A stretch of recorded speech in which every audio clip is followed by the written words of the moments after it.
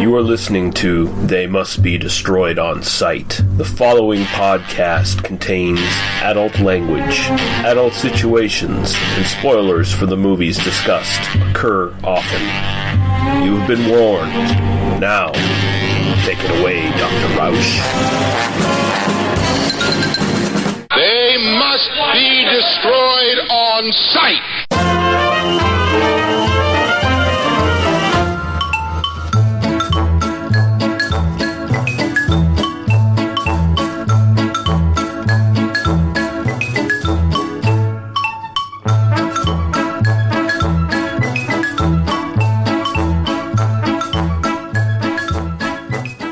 All right, we're back. Finally. It is They Must Be Destroyed on Sight, episode 243. And I am your host, Lee. Yes, I like animals. Bye-bye, Russell. And I'm joined by my gorgeous co-host, Lee, a disarming young woman, Hardy. How are you doing, ma'am? Ooh, I like that. I am doing fantastic. I had You're quite the both, night tonight. You're both disarming and you're disrobing right in front of me. I don't know what's going on here, but I approve of it. I tried to rush here after work. I failed miserably because I think everything that could have went wrong. And now all I want to do is wear PJs and not my work clothes. So I'm meticulously taking everything off and getting my PJs on, which I successfully did. Mm-hmm. Congrats. Yeah. Mm-hmm. Can only go up from here. Exactly. I got my drink. I got my glass of water. I'm happy. Mm-hmm. Yeah. So we're going to be doing something we watched on our vacation in theater. Mm-hmm. And special. I can't remember what the process was that we watched it in. It was the 3D whatever shit. It gave us like the special glasses and 3D. And we watched No Time to Die, the last Daniel Craig James Bond film. Yeah, we had fun doing that with our friend Nick. And we're going to talk about it tonight. We're going to do a review on it. But before we get there, we have a couple comments to go over. And after that, we'll talk about what we've watched as of late. So on our YouTube page for the review we did of the Bermuda Depths from quite a while ago now, someone called a Goad Taunter says, I remember this movie as a late movie that was one of the few that played over and over again. Breezy was another movie featured. Just out of curiosity, I looked up Beyond the Bermuda Triangle, which I swear the announcer mistakenly called it. I had never met anyone who was a fan of this film. To my other shock, all of a sudden it's treated like a blockbuster. I don't know about that. It's pay-per-view only, yet popular movies like Ginger Snaps can be viewed for free across different websites. I mean, you can find Bermuda Depths free if you know where to look. All I found was little snippets on YouTube. I couldn't believe all the comments about what a great emotional experience the Bermuda Depths was and how much they loved the song Jenny, which to me sounded like Barry Manilow on Quaaludes. I don't know if I'd go that far. Honestly, I'd probably say the song's one of the best parts of the film other than the giant turtle effects. But I don't think I've ever seen anyone really say the Bermuda Depths was hot shit. But okay. I guess you've been seeing reviews that I haven't seen. Then he goes on to say this weird comment. They say Bruce and Brandon Lee died because of Bruce refused to accept the 300-year-old sea turtle handed down through the generations of the Lee patriarchs as a gift to honor adulthood. I think he's trying to make a joke there. Whatever. Thanks for your comment. Sarcasm doesn't read well. No. Honestly, she just asked where the movie was. Why aren't you playing the movie? That's probably, you would have been better off. But thank you for your comment. Moving on, we have a comment from my friend, and he is the co-host of the awesome Grind Bin podcast, Bobby Trippett. And he left this on my Twitter post I left asking for comments tonight. He says, if you're going to have hokey shit like bionic eyes and nanobot mists, you gotta rub some Roger Moore on it. The self-serious approach to a bunch of G.I. Joe nonsense was a hindrance. I don't know if I necessarily disagree with that either. We'll get into it when we get to the review. But thanks for the comment, Bobby. Okay, so we can move on now to what we've watched in the last little while. And I'll just let you go first and see if I had the thought that maybe we're going to talk about some of the same stuff. So I'll just let you go first, Lee. I don't think so. I don't know. Anyways, I can't remember the last time I talked about the last movie we watched. So I'm unsure. I might be repeating a movie that I've already talked about because I don't remember. But anyways, the first one I want to talk about is The Exorcist. I finally got to watch it. I think we mentioned that we thought it sucked. Did we? Okay. Yeah. I think we mentioned that in the last episode we did. I can't remember. It was a month ago. It was before vacation, so. Yeah, I can't remember. I just wanted to absolutely say that it was one of those things where I was so excited about, and when I watched it, it was a fucking joke. And the reason I want to bring it up is because I was excited to watch Nightmare on Elm Street because I remember watching it and I remember enjoying it. And then I watched it and it was fucking garbage. Like, I don't know if I don't even know. I don't even do drugs, so I can't even say anything like that. Like, literally, I don't know why I thought this movie was good. I don't know. I honestly hated it. I thought it was really boring. It was all over the place. It made no sense. It's one of those movies where, so the excuse is dream logic and shit. And it's like, okay. But in the case of this movie, like, it doesn't really help the argument all that much. Like, I just felt it was so all over the place. Like there were no rules basically. Like it just contradicts itself constantly. And I mean, yes, okay, things don't make sense in dreams. I get that. But when you're trying to apply dream logic to a sort of straight up 80s horror movie, some things have to make some fucking sense at some point. And nothing does in that film. And some of the effects are kind of shoddy and goofy. Like, some are really good, don't get me wrong. But I thought some of the effects were pretty shoddy and goofy. The performances, I don't think, hold up at all. I don't even think Robert Englund is all that good as Freddy in it. The person who plays Nancy is terrible. She always was terrible. Oh, my God. Yeah. Like, it's so bad.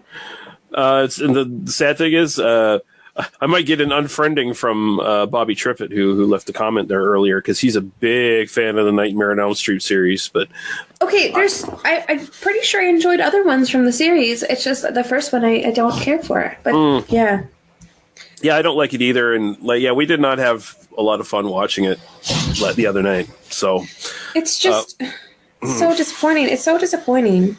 I really like the story behind it. Like, I really like the idea behind it. I think it's really cool. But my issue with the whole movie is when you said that the possibility of her being asleep the whole time through the whole movie, I was, even then, because then it's like a dream within a dream within a dream. And I fucking hate those. Like, I don't need that. I mean, it's just, even then when you say, oh, she was asleep the entire time, it's just making excuses, honestly, for a bad movie. And that when it gets to that point, I feel like. Yeah, because if you go by the rules that we were supposed to say, there was moments where she was asleep that made no fucking sense to me. I know she had absolutely no sleep. And then again, her having absolutely no sleep, she looked fucking bright-eyed and bushy-tailed the whole fucking time. Like, any makeup could have made her look more tired. There's so much you could have done to make her look more tired. And the whole, like, crazy thing, she didn't even act insane. She acted just like a normal person who's like had a nightmare. I don't know. Anyways, and then just the illogical. She's standing there and everything happens with Freddy, and it's like, wait, when did you fall asleep? Like, I don't understand. You were standing there talking to your mom. Wait, is your mom asleep? Wait, she's now in your dream? Like, what's going on? I don't get this. I don't get this. Yeah, I'm. And also, I pointed out that point where she discovers she can bring things out of her dream into the real world, quote unquote, where she steals Freddy's hat. We never see her do it. It's just, she just, oh, here's Freddy's hat, by the way. Like, it's felt so ham-fisted. And then at that point, she was in the institute or whatever, getting studied by the dream scientists or whatever. Yeah. And at that point, it felt like the fucking Exorcist. And we were like, oh, this is just the Exorcist. Like, I was so fucking okay. I don't understand why they think us as psychologists are idiots. I don't even understand that. Like, I take it as a fucking insult every time I see this bullshit. Like, I'm in my process of studying psychology, and I understand that people have psychosis, and I understand that people have fucked up dreams, and I understand that people, like, all sorts of stuff happens. But when there's something that's unexplained, I'm not going to say, well, you know, it's just madness. You know, it's just psychosis. You know, it's just mental health. yeah. The fucking girl, you watched her walk into the bed. You put the electrodes on her. She didn't have the fucking hat on her. And when she wakes up, she has scratches on her and a fucking hat. Like, I get the scratches because technically during the panic, she could have done it to herself. Okay, I'll see that logic. But the fucking hat that they know whose hat it belongs to. And this it's like The Exorcist, where it's just, oh, this girl's shaking the bed and her face is completely changing and she's no longer the same person anymore and she doesn't have the same voice anymore. Oh, it's just psychosis. Like, yeah, it's go just fuck psychosis. yourself. Yeah. You. We just, like, these revisits to The Exorcist and Nightmare on Elm Street, we both just found them incredibly silly and disappointing. And it's I apologize to anybody who really does enjoy it. I did really like the movie when I first watched it. I did. I don't know if it's because I've been watching more movies with you. And maybe. you just ruined it for me? Maybe I ruined everything. I don't know. Anyways, I finally got to see Chopping Mall. Yes, we watched Chopping. We've been talking about it for the longest time with, like, our sort of close friends that we hang out with online all the time. We got to do these movie nights. Like, we could stream on Discord and in private Discord and watch movies and have fun. And we finally did it last weekend. And we watched Chopping Mall, which was a lot of fun. A lot of fucking fun. It was so bad, but in such a fun way. Like, just the whole premise of it, the orgy at the beginning, that made no sense. Yeah, they're all paired off with their significant other, but they're all fucking in the same room in a business. Yeah, let's go party in the mall after hours. And then the robot set can magically somehow make it up the stairs. Like, you see them go in the elevator the first time, and then they destroyed the elevator. Okay, that makes sense. Cool. Yeah. And after that, they're just getting up by the escalator. Like, what's going on? Yeah, it's fun. Like, the robots, they just kind of do anything the script needs them to do in order for them to kill more teenagers at whatever given point. So I don't know if this was made to be intentionally bad. Oh, it was made to be silly. Okay. Yeah. Okay, because it was so, and the girl in the thing where she's like, I have to go save him. I have to go save him. I need to save him. Yeah. And the guy was like, why did you bring her here? She wanted to see you. Why did you bring her here? Yeah, every she character ran away and we had to keep her safe. all the characters in it are pretty dumb, like, for the most part, and it's just a good time. And like we discovered, basically every other film that's ever been made is just Chopping Mall. Whether it was made before it or afterwards, it's just Chopping Mall. Basically Chopping Mall. And what was the other one that we saw? Are the sorority girls, the sorority babes, Yeah, Sorority Babes and the Slime Bowl-orama. Yeah. So, I know that one's made to be bad, but that one is bad to be bad. Like, it's bad. Like, there's nothing funny about it. There's nothing fun about it. Yeah, it's very boring. There's hardly any boobs. Like, you hear Sorority Babes and you think, like, oh, there's gonna be a lot of titties. That's why I picked the movie. There's no titties. There's no boobs. Like, well, I mean, you know, up front you get the paddling on their pantied bottoms, and then you get them in the shower a little bit up in the first few minutes. Then you got, like, this extended long period where nothing happens, and then you get Michelle Bauer becomes this like sex pot in her sexy underwear, and she runs off with that dude and tries to force herself on him and fuck him, and she gets naked again a little bit, but otherwise it's like, nah, there's like nothing. And then the nudity's the best part of the film, really. Other than Linnea Quigley being kind of kick-ass, but other than that, it's... I basically watch these movies for the nudity. I totally admit it. It's not something I hide. Every time I see a movie like this, I'm like, oh, there's got to be boobs. I like boobs. I like my horror movies with boobies. When I hear something like this, I expected lots of boobies. Yeah, but we're gonna like pick some more shitty horror movies and stuff to watch as a group, and we'll try to up the boob quotient a little bit. We'll see what we can find, but we did have fun with Chopping Mall at the very least. Like that's the new running joke that every movie we watch is just Chopping Mall. In fact, No Time to Die tonight. It's just Chopping Mall. It's just really. Chopping Mall. It's got robots in it, just little tiny ones. Didn't you make the comment about the robots at the airport? Yes. When we were on vacation and we went to the airport and she was flying out and I was going to bus her to the airport back home, there were these self-driving robot cleaners that kind of spooked both of us when one of them came up behind us basically while we're sitting in the restaurant area or whatever. I was so confused because I was the reason why they are so weird and so creepy is because they have a steering wheel. Mm-hmm. So when I had my back turned and I saw it coming over my shoulder, I saw a steering wheel, like first thing in my peripherals, and I looked over and then there was nobody there. It was just a fucking robot moving. It's like it was a fucking robot vacuum floor cleaner. It threw me off. Your first thought is like, why is there no one behind this wheel? Something's gone wrong. Obviously, the person driving it has fallen off somewhere, and this thing has gone rogue. But no, it just happened to be they're self-cleaning, self-driving robots that. And I posted on my Instagram. Well, this is how Chopping Mall starts, right? Like this is that was sort of the impetus actually to do Chopping Mall for our first movie we watched in our little group thing. But yeah, unless you got anything else, we can cut off for a break and do our movie. Was those two the movies that you want to talk about? Those were the ones I wanted to talk about. Yeah. Okay. So I don't think I honestly the last movies that I've watched have literally been with you. I haven't seen anything. I can't remember the last time I've watched something like by myself or with somebody else. Like it literally has been with you. I totally have control. I totally have control over everything she watches now. It's just funny to think of. Like even the movies for school, like I've been watching them with you. Yeah. It was we're good. We're good. We can break now. All right. So I'd say we got this, man. We got this by the ass. So we'll take a little break and we'll come back and talk about No Time to Die. You ungodly warlock. Clytus, I'm bored. What plaything can you offer me today? An obscure body in the SK system, Your Majesty. The inhabitants refer to it as the planet Earth. How peaceful it looks.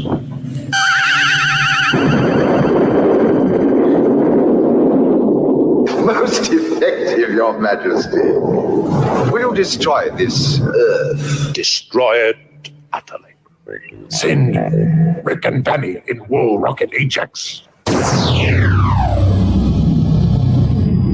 So, just destroy it? That's what Ming said. Don't you ever listen? Well, there's no arguing with Ming. Hail Ming. Wait, you see those transmissions on the Visua screen? Crow?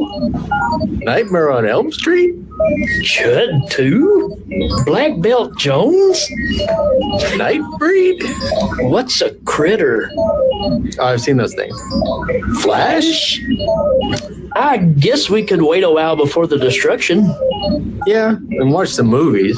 And talk about them. The Hail Ming Power Hour. Disobedience to Ming. For now. You can find us at Legion Podcast. You can find us on Facebook. iTunes. We're on Twitter. We're on Instagram. At www. You know what? Just Google it for yourself. Just Google it, you bastages. Hail Ming. Breaking 2? Electric Boogaloo? Samurai Cop. Army of Darkness? Flashdance?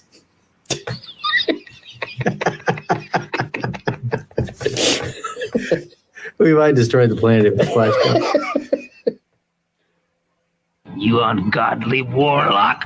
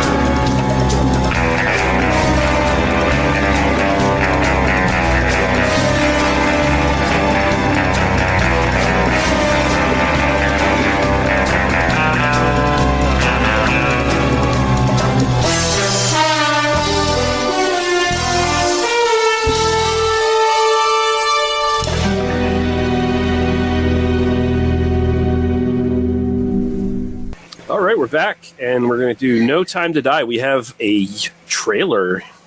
Ooh. Bond, any thug can kill. I have to know I can trust you.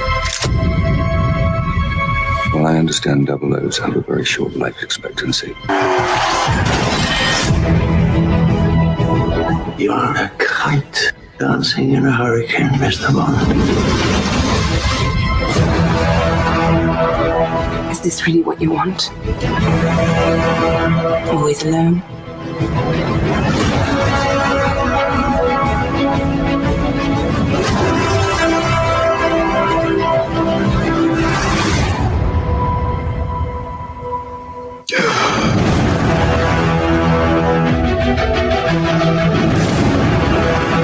We used to be able to get into a room with the enemy. Now they're just floating in the ether. When her secret finds its way out, it'll be the death of you. Oh my God. Target enough people. And the people become the weapon.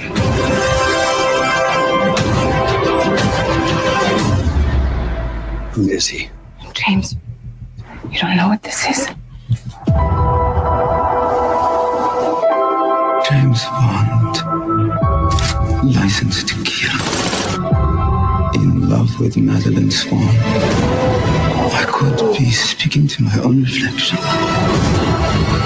Only your skills die with your body. And life is all about leaving something behind. Isn't it? Come on, Bond. Where the hell are you?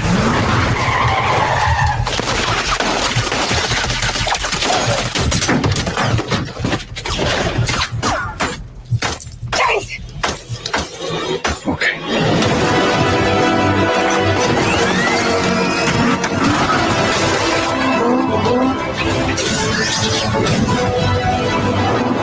If we don't do this, there will be nothing left to save. I have to finish this. You ever flown like this? No.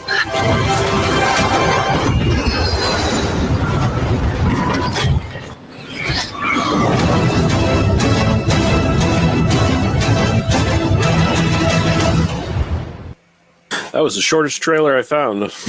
Good. Yeah, it's all right.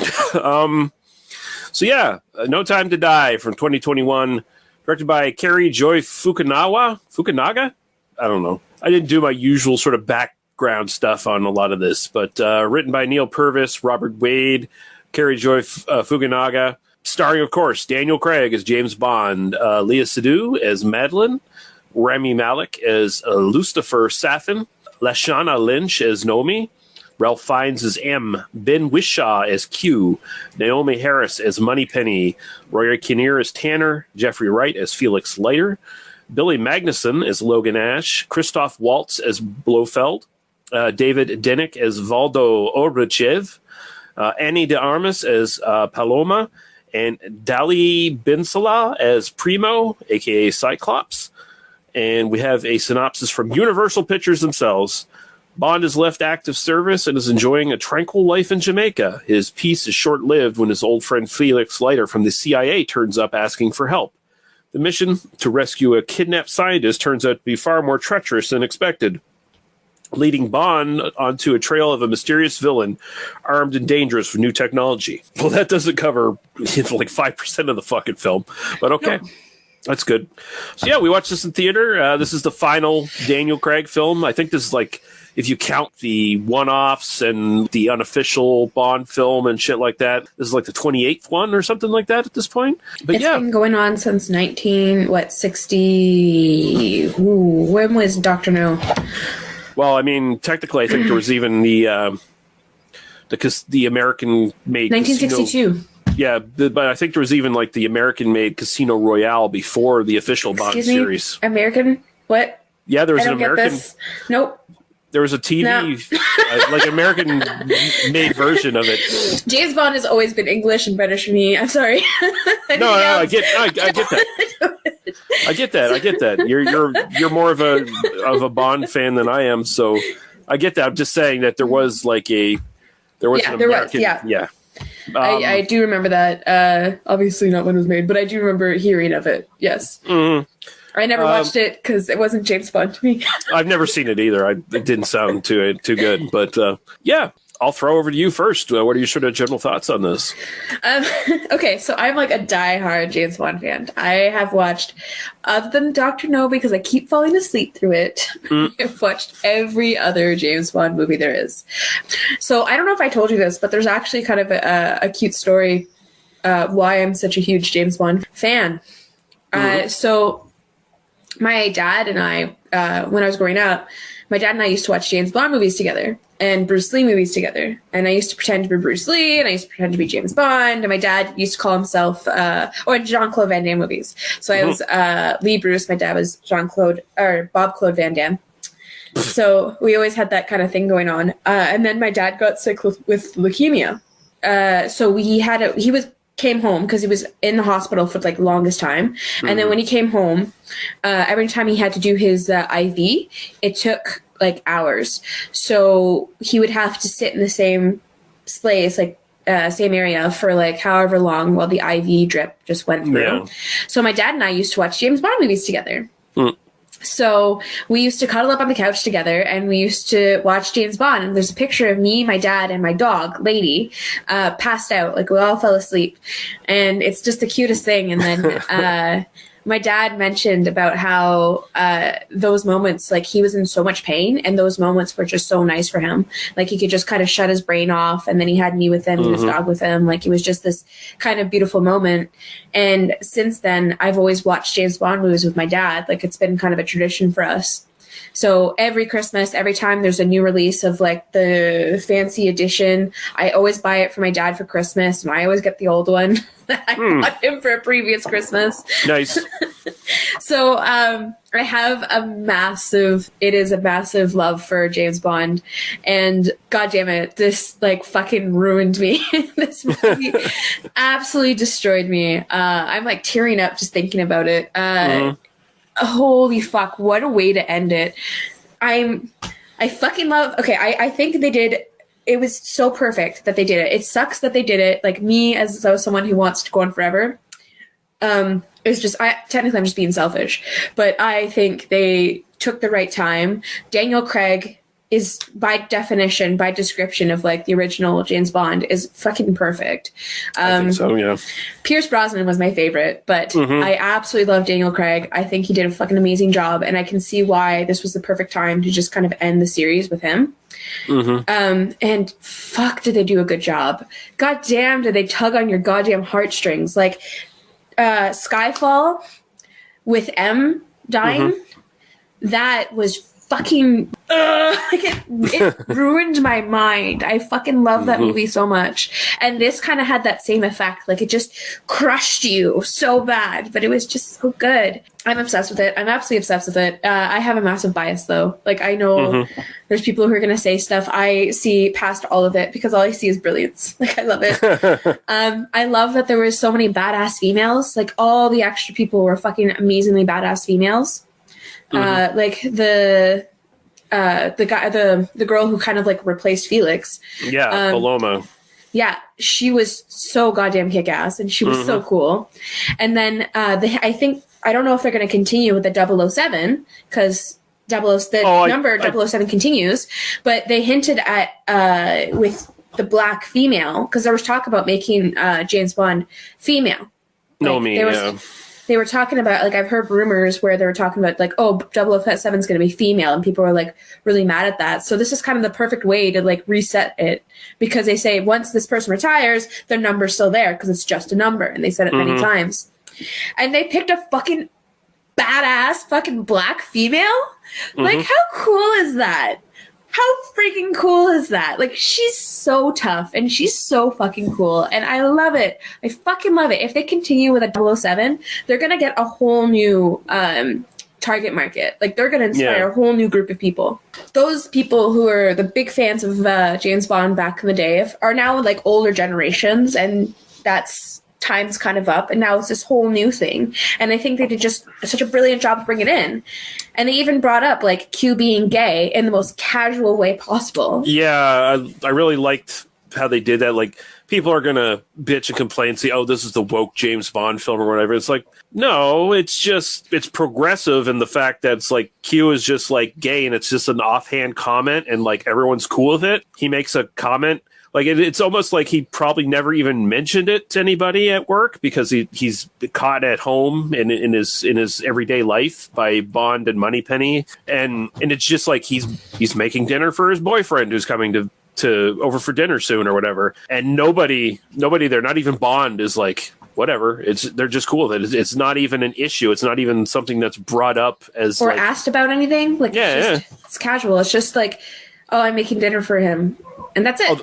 That's it. Although I think Bond's probably fucked everything that's walked or crawled on the earth, so it's like, why would he care either way? Exactly. Well, he's only, from what I've seen, he's only had sex with females. You never know. But he did. I mean, in Skyfall, he did kind of like do some flirting with Silva Casino or whatever Royale? his name was. It was a Casino Royale. He did some flirting. He might have done some of that too in Casino Royale. I can't remember. I might be wrong. No, but like in Skyfall, when he got captured by Silva or whatever his name was, and then and Silva was like obviously making moves on him and shit to try to unnerve him. Yeah. Anyways, but I'm obsessed, and I think that the fact that he has a daughter is also fucking brilliant, because of the whole idea of like, it's a son, it has to be a son. And it's a daughter, and he's like, yeah. I'm sorry. That's just, you could tell Barbara's involved in this because, like, yeah, I like this a lot. It was definitely an improvement over Spectre, which I thought was kind of a slog. Like I think Spectre tried way too hard to I agree. to do all kinds of story elements, where this movie kind of combined them in a much more, I think, well-paced way. And although this is like 2.5 hours, it went by super quick. Even in the theater. I was on like the edge of my seat the whole time. Yeah. And I mean, it also helped that we were watching this with the 3D effects and stuff, which were really fucking good. Okay, I'm not a fan of 3D, especially just because I wear glasses. So then I have to wear glasses over glasses. So it's always a very big nuisance of me adjusting and playing with the glasses the whole time. And if I do not care for the movie, or if the movie doesn't keep me compelled, the 3D really does bother me. I didn't even notice I had the glasses on because I was so invested in this fucking movie. And I think so. Here's the thing, and I think this will be one of the main discussion points of this.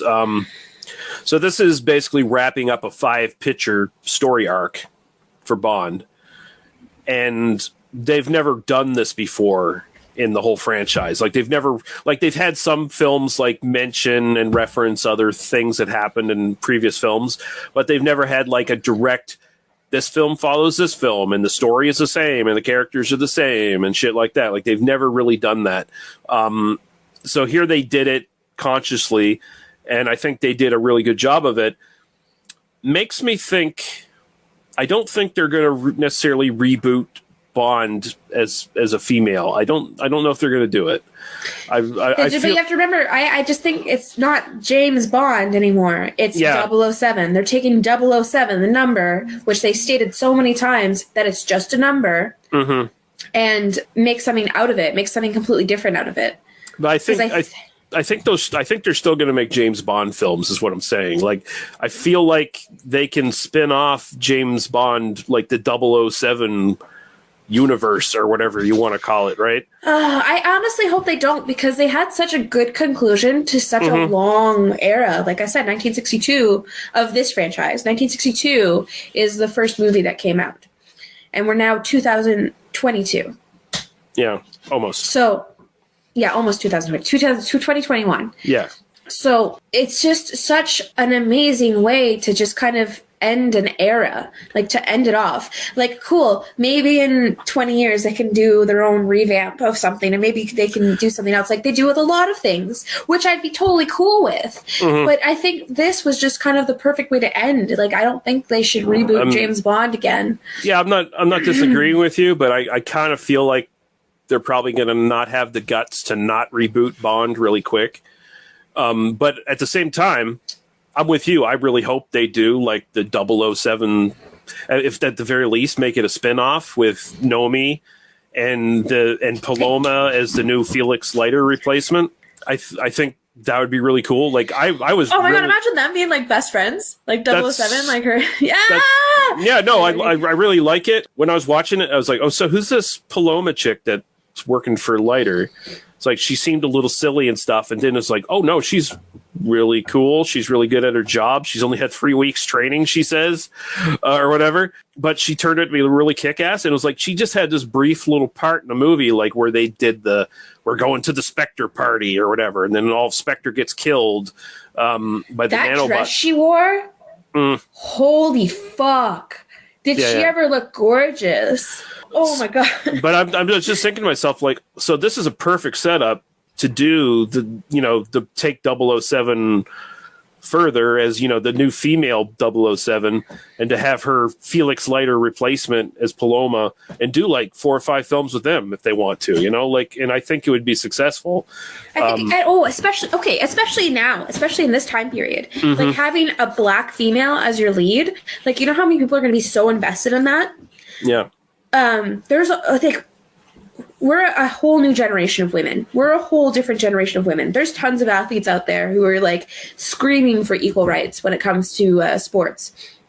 So there's just a whole generation of women who want to be seen and want to be heard.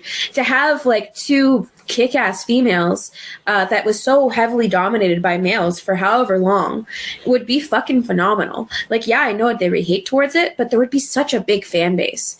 Like, girls like me, girls who were like always were in jiu-jitsu at when, like, I was in jiu-jitsu since I was like 6 years old, and I played soccer since I was 4 years old, and I did all sorts of stuff that like only boys were supposed to do, because like small town girls don't do sports. And I was mocked heavily, especially for like the jiu-jitsu stuff. The soccer stuff wasn't so much. It was the jiu-jitsu and the kickboxing and the weightlifting. I was mocked all the fucking time. And because I had like big shoulders and I had muscles and I was strong. And to have a role model like what we saw like on that movie would have been fucking amazing when I was a kid, like growing up. But that would have been fucking phenomenal. So I do hope they do something like that. I do hope they have this fucking badass kick-ass female with her badass fucking best friend that just terrorized the world. Like, I would just love it. Like, it would be so. It's again bias on my side because I am a female who's like watched James Bond her whole life and thoroughly enjoyed the fact that if they're going to replace it with a female, I'll totally accept it. Like, even like it feels like there's a lot of finality to this, even for like a lot of the characters that sort of persisted through the entire series. Like, it feels like if they do the 007 spinoff of Nomi and Paloma, you're probably not going to get Q back. You're probably not going to get the same M back. Like, they might reboot it in that sense. Like, they would. I hope they keep Q. I do hope they keep Q because that was kind of an interesting way to bring him in his personal life, because they had a hard time figuring out Q for a while, because after the original Q passed away, they had John Cleese come in, and then they had another Q come in, and this has been a different Q now. Was John Cleese Q, though? I thought he was like W or something like that. He was Q because it's just the code name for the person who does that stuff. Yeah, well, it's quartermaster, right, or whatever. He's Yeah. I think he made the joke being like, Pierce Brosnan made the joke was like, if you're Q, does that make you R? Oh yeah. yeah. But they did him for the one time, so they had a hard time replacing him after that happened. So now, if they did a whole new generation, it would be good to kind of go with him. Just because now we've like established the end with a new generation of people that are in the field now. So it's this kind of younger generation that's taking over from like the older generation that's kind of, here, we taught you everything that we've known, take it and run with it. Yeah. I mean, I'd like to see like all the supporting cast back for the new spinoff thing if they do it. But I mean, this series just has a history of like not doing that necessarily. But who knows? We'll see. We'll see. We'll see what happens next. I am interested to see. Like I said, I kind of am. If this is going to be the end, I kind of am a little bit happy because that means I can stop buying collections from my dad. Because I always buy him the newest collection, like the full set of movies, and then there's a new one that comes out. So then when you get the bunch that happens, I get the whole new collection. So I will just point out a couple things that I thought were like, not as up to snuff with everything else. Like I thought all the performances were pretty good. I thought the action scenes were really good. I think our main villain here, Rami Malek as Lucifer Safin, is just kind of very aloof. Like he's not your regular Bond villain by any sort of stretch, in the sense that he's not like directly opposing Bond. He just kind of ends up opposing Bond because they're sort of their paths cross almost by mistake in a way. Yeah, because he wants to kill Blofeld. Mm-hmm. And like I felt like Blofeld was really good in this. Like I like him. Appreciate him. Yeah, I like him as like he can still run Spectre from his prison, and he's still got his bionic eye that he, if you buy into the bionic eye thing, he's still got the bionic eye he uses to like call his shots and direct his shit. I like that his one-eyed henchman could put the bionic eye in his head and look for him and shit. Like I thought that was cool. That was like, cool. Yeah, but like Blofeld has like he's almost got like a Hannibal Lecter vibe in this, right? Like he's locked up, so he's using mind games and stuff more to fuck with Bond than anything else. And like he's setting up these revenge plots from in prison, and that's kind of like what Hannibal Lecter was doing. I don't know if you've ever seen. It was the first adaptation of Red Dragon, and it had Brian Cox playing Hannibal Lecter, who's my favorite Hannibal Lecter, and like he's a very normal looking sounding guy. Like he sounds very intelligent. He's very calm. He's not over the top like Anthony Hopkins kind of is as Hannibal Lecter. Like he's not that sort of grinning villain or anything like that. Like he's not making like sharp, witty comments like, "Oh, did the lambs cry, Clarice?" Blah blah blah blah. He's not necessarily making those sort of quippy comments. He's just like using psychological games to fuck with the detective Will Graham to try to get revenge on him because Will Graham put him in prison. And he just does it very nonchalantly and casually. And like Blofeld's kind of like that in this. He's very, he's very unassuming in a lot of ways, but he's scheming all the time and he's got things going on. And then he gets killed because there's someone gunning for him. And I thought the way that he ends up dying was pretty well done. Like just how, what's her name? Madeline gets the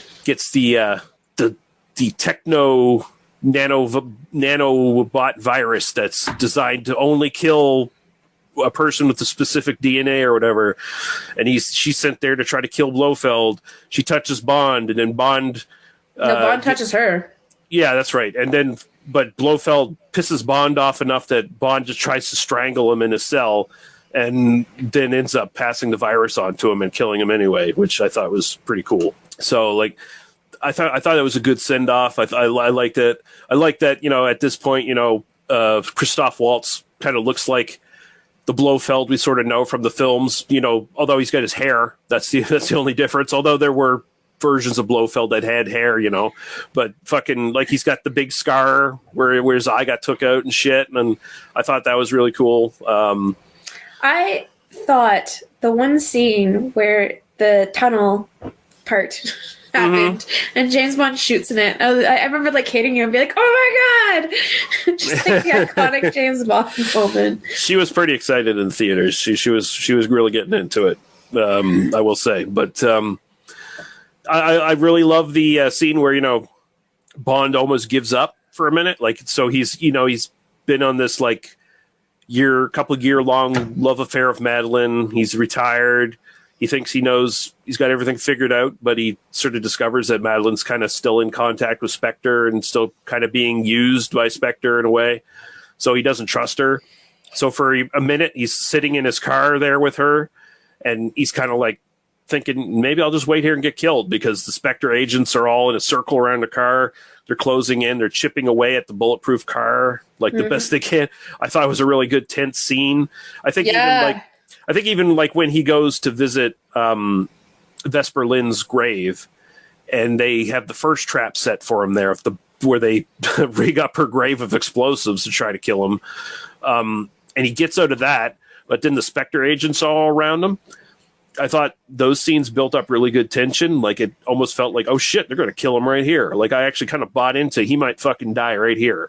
Even though in the back of my head I'm like, they're not going to do that.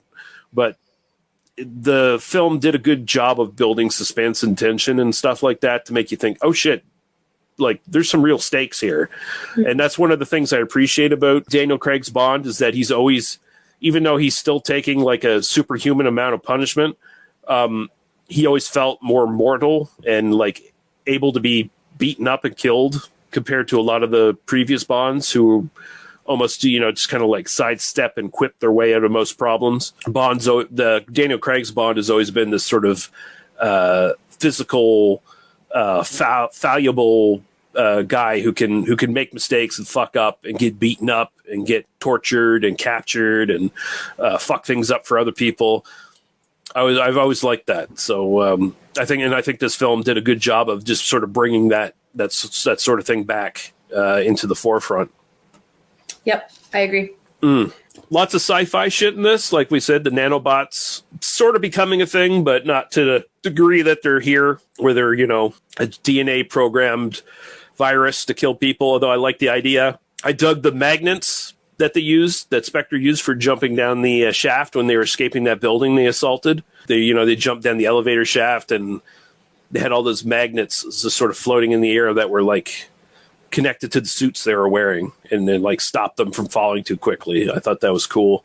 I really like the sort of third tier bad guy in this, the Valdo Orbachev, who's the Russian scientist who is secretly making this nanovirus with M behind the scenes and kind of gets contacted by both Spectre and Safin, who are both kind of using them. But he reminds me, he really reminds me of Alan Cummings from GoldenEye as Boris Grishenko. Remember the nerd guy in that who's always like playing with his pin or whatever the fuck? He's always, yes, I'm invincible. That same sort of anger-filled nerd rage is in this character that was in that character. So I thought that was kind of a neat little callback. Not much else I would really say about it. I enjoyed it a lot. I'm not the big Bond fan that you are, but I thought it was a really good send-off for Daniel Craig, and I am looking forward to seeing where they go with this after this. Let's see what happens. But yeah. Do you have anything else you want to mention before we get into trivia and shit? Not that I can think of, no. No? I think I've said everything I need to said and expressed my love and excitement for everything that's happening. Yeah, I think we both think this is really good. So, like, it's worth checking out. It's definitely better than Spectre. I'd rank it probably in like within the top 3 of the Daniel Craig ones, as far as I'm concerned. I'd say Skyfall, Casino Royale, and this, and then Quantum of Solace and Spectre is probably where I'd rank the Craig films. But yeah. So check this one out. This is the film that saved the movie industry, by the way, guys. This is the one that brought people back to theaters post-COVID kind of thing. So there you go. Budget for this was between $250 to $301 million, depending on, adding in for advertising and stuff like that. Box office was a respectable $529.4 million, and I'm sure that's still probably going up in some places. And this is currently in release as far as discs go, home video. It's not really streaming anywhere as far as I know, but you can get 4K Blu-rays, regular Blu-rays, and DVD editions of this. So if you want to check it out that way. And we have a little bit of trivia here. There was a shit ton of trivia on the page, but I just picked out a few little things. This is the first James Bond movie to feature all the characters of Q, Felix Leiter, Miss Moneypenny, and M since License to Kill in 1989. So that's 31 years since they've done that. The type of masks, I don't know if this is true or not, but I guess this was some speculation that was happening at the time. The type of mask seen in the film being worn by Safin, Rami Malek's character, is known as a no mask, which is a Japanese no theater mask made carving from blocks of Japanese cypress and later painted with natural pigments. And people are saying the similarity to the words no and no contribute to the belief prior to release that Malek's character was a new incarnation of Dr. No, which, yeah, that didn't turn out to be that. For the Italy set vehicle chases, the production utilized 8,400 gallons or 31,797 liters of Coca-Cola poured on the ancient streets of Matera, Italy, at a cost of the production of about 60,000 euros, which is $77,000 in the U.S. The reason Coke acts as a liquid adhesive. For example, it was used for the motorbike jump scene in order to make the ramp surface sticky so as to deter the bike from sliding. Reportedly, the production spilt the soft drink all over the streets of Matera for the bike and car chases requiring a big cleanup job afterwards. Stunt coordinator Lee Morrison said, "I've been spraying Coca-Cola on slippery surfaces for a very long time, with the drink able to make things look very clean after it washes off." Which I imagine maybe it would, because Coca-Cola is also kind of quite acidic. A metal cleaner? Yeah, it would probably, pull off a lot of shit from whatever it's being sprayed on. So we have some nods here to previous films, and I'll just go into that here really quick. More of the song "We Have All the Time in the World" by Louis Armstrong was played in No Time to Die. It also served as the end titles in the Bond movie it was first written for, On Her Majesty's Secret Service from 1969, the George Lazenby one. Lazenby made a comment about this on his Twitter, apparently, saying, "No Time to Die 2021. Interesting choices of music, I must say." Which is cool. And funny. Yeah, and during the opening titles, there are a number of references to earlier James Bond opening title sequences. These include Dr. No with the colored dot motif, Goldfinger with the Aston Martin DB5, Thunderball with the scuba diver swimming, Casino Royale 2006 with the card hearts being shot, GoldenEye with guns and statues, Quantum of Solace with the woman rising out of the sand, You Only Live Twice with the red sun rising, On Her Majesty's Secret Service with the hourglass and Britannia symbolisms. Holy fuck. Also, this was an interesting little minor trivia thing that was kind of like, oh, I wish this kind of had happened. This would have been kind of cool. So actress Grace Jones, who is of Jamaican descent, was going to be making a cameo appearance in this James Bond film during the Jamaica scenes. Two of this movie's actresses, Lashana Lynch and Naomi Harris, are both of Jamaican descent. Jones starred as Mayday in the early James Bond View to the Kill from 1985. However, reportedly, Jones allegedly shortly quit the shoot after arriving on set and finding out her part was really small. Which sucks. Like, imagine if she just showed up and said hey James, long time no see, or something like that. Something cool. Some cool little meta nod. I love her too. Mm-hmm. That would have been pretty fucking awesome. That would have been cool. Makes me sad that she didn't, but I get it. Oh well. Yeah, and that's it. I think I know what we're doing next, but I'll just keep that under the hood for now. I'm going to try to line up a co-host for that, guest host, and it's going to be some horror stuff. We're going to wait till after October to do a bunch of horror stuff again. Oh, wow, that's typical. We had a busy October. We did. It's not as if we didn't try. We did try. And we did. We got we did a James Bond one, but we got two podcasts out. You can't get mad at us. We had busy October. Yeah, we had a very busy October, so we didn't do the usual shit, and I ain't complaining. I had way more fun on vacation than I. And plus, someone's been working Saturdays all of a sudden. Yeah, they got me working Saturdays a lot now. What is this? You who never work Saturdays is always working Saturdays. Yeah, it's fucky. But yeah, Lady Lee, you got anything you need to plug? Yeah, so for updates, there we go, saying words. So for updates of the podcast for new releases, check me out on Instagram at Mighty Tiny All-Star. There's also pictures of food and my dog and my kitty. So worth the follow. Just saying. That's her actual kitty cat. That's her pet, you perverts, by the way. Yeah, not my OnlyFans, just my Instagram. Exactly. So yeah, you can find us at tmbdos.podbean.com, or you can find our Apple Podcast, Facebook, YouTube links. Join the Facebook group. Find out what's coming up on the Facebook, not on the Facebook, on the actual podcast feed. You can tell it's been a while since I've done this. all that well. He's rusty. A little rusty. Got a new Blood on the Tracks coming at the end of the month. It should probably, I don't even know why I'm mentioning it, because it should probably be out the same day this is out, so it's not like I'm telling you guys anything that you to look forward to, but whatever. Well, now they'll know when they watch this. They'll be like, oh, hey, I have to check that out. Yeah, check it out. Check it out. Fucking, I had a show planned, and then the fucking Wolfman took it over. He dubbed over my feed and put his own show out, so it's naughty. It's interesting. Yeah, thank you guys for listening. Thank you, Lady Lee, and we'll be back when we're back. Goodbye.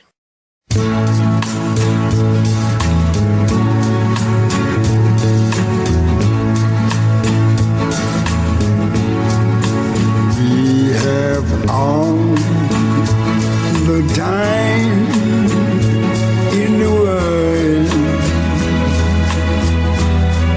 time enough for life to unfold all the precious things love has in store. We have all the love in the world. If that's all we have, you will find we need nothing more. Every step of the way will find us with the cares of the world far behind us. We have all the time in the world just for love, nothing more, nothing less, only love.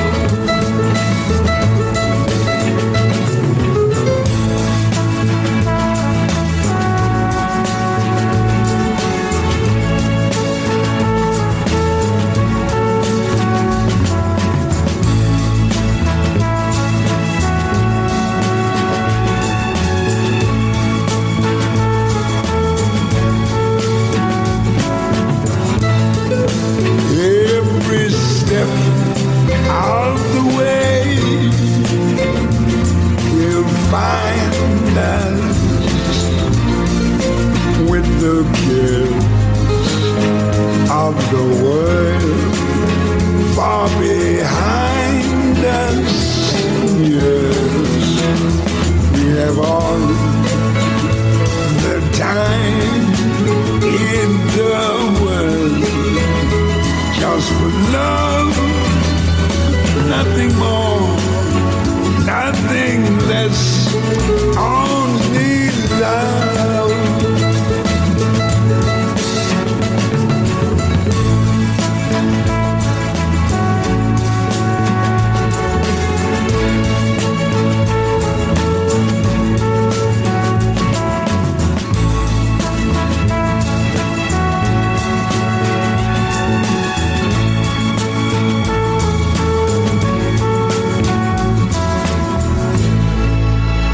Only love.